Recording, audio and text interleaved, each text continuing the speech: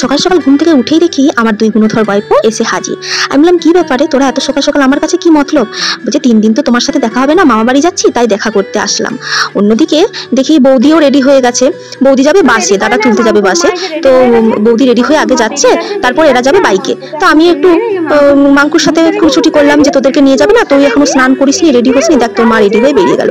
অন্যদিকে বৌদি একটু মজা করে বলছে, টাটা আমরা আসছি, তোরা বাড়িতে থাক।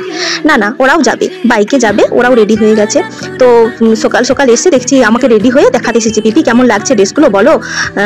দিয়ে আমি বললাম যে একদম ভালো লাগছে না, বাজে লাগছে।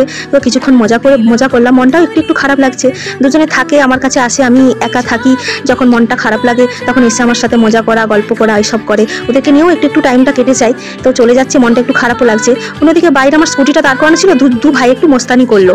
তো এদের সাথে গল্প করতে করতে, মজা করতে করতে আমারও খিদে পেয়ে গেছিল। আমি একটু চমড়ি নিয়ে বসলাম।